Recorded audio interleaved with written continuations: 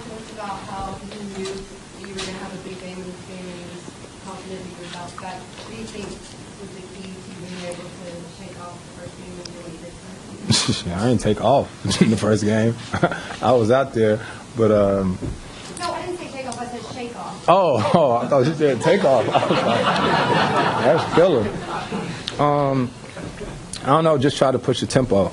Try to be aggressive. James hit me on the wing early in the game, and I think I passed up a shot, and he was like, shoot it.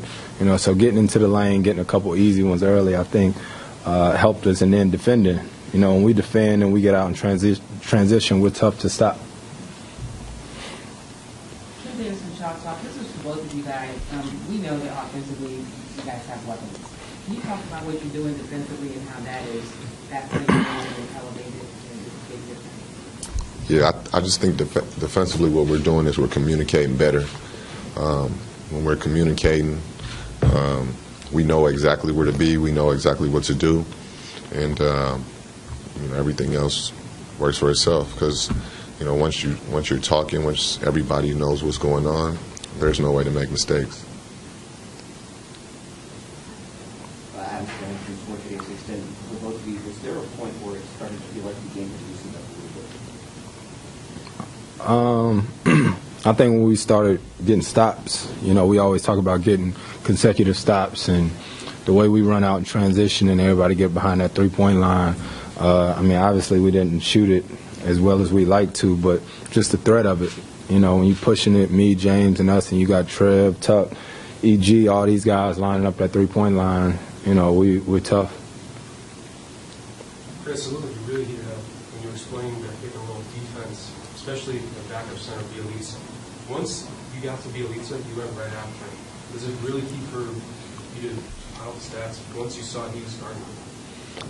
He's not the backup center. It's usually big fella, Gordy James. Yeah. So we were just trying to get out in transition and try to confuse them a little bit, you know. And if they switch, you know, try to go at them. And then if not, you know, a lot of times it's leaving Trevor and them guys open for threes.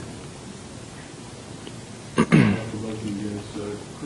looks like that Trevor just keep going. Plug away. He's just always making stuff. Even when days weren't going great there in the first quarter and second quarter. What's that like? And then Trevor, I want to know what's like when Chris starts rolling. Well, you know, like we always talk about, I think a lot of guys on our team somewhat get overlooked, like Trev, Tuck, Luke, and those guys who compete and play hard and do the dirty work, the defense. But Trev is a pest on defense. You ask anybody around this league, and they know how hard he guards. You know what I mean? I came here because it was so easy for me when he guarded me. But everybody else, you know, I'm probably the only person he don't guard like that. Yeah, so. I don't know what he's talking about. No, but anyway, just him being here, we're here. He's here for a reason. You know, obviously James is an unbelievable player, but having a player here like Chris who is 24/7 basketball, everything basketball, encyclopedia pretty much. You know, just him being out here and competing every day just makes us all better and makes us want to go harder for each other. And him being here, he's not a person that you can't tell something. You know, if he's not doing things that he normally does, he wants someone to, or people, or his teammates to let him know that he's not doing that. So we all just help each other and push each other to move forward. Mark from Fox, both you guys, Chris and Trevor, what does it say about this team now that James grew up for 18 and you're with him at 20? I wouldn't have known that till you told me that and looked at this. Like, we just hoop. You know what I mean? Like, we just hoop. And I don't know how many times that's going to happen. Probably never again. You know what I mean? But for us, he going to keep going. He going to keep going. And you give him 18 shots next game, see what happens. To me, it's just what he did on the defensive end. That was amazing. He really stepped up and, you know, sat down on defense, and that's something that he's been working on all year. He's improved unbelievably, and you know, him guarding the point guards for us has been great. Right. you referenced the communication on defense earlier, but how much of that sometimes is just not on board? Like the second quarter, especially the second quarter defensively, was just not on board. Yeah. Well, defense is all effort. It's all about effort and will, and with communication, it just becomes a little bit easier because the effort is always going to be there. If you always have effort, you always give yourself a chance, and that's what we stress every day. That's what we get on each other about every day, just playing hard on the defensive end and everything else to take care of itself. Yes, it is what do you think makes the Raptors so special? You don't start with you can win a game, you can dominate a game, even with Harden going to work. What makes you our communication.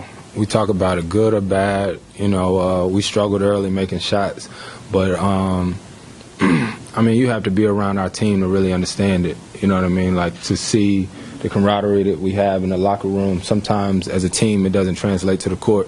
Guys can get real sensitive at times, but we're all so close, and we understand the goal, and that is one game at a time. But if I'm in the wrong, they're gonna let me have it, and vice versa. We always there to pick each other up. Chris, Mike was saying, you're up 2-0. You obviously haven't played the best basketball yet Right. in these playoffs. How do you guys to go to Minnesota knowing that what that crowd's going to be like, and knowing you can't let up at all, especially with what you want to accomplish in this big playoffs? I think we got a lot of veterans on our team, guys that have been in the playoffs times before. Trev has won a championship. So all we kept talking about in the locker room was, the saying, series doesn't start till somebody loses at home. So we did what we supposed to do. Now we got to try and go get greedy and get ready for Game 3, because everybody's always a lot more comfortable at home, as I'm sure they will be. Thank you.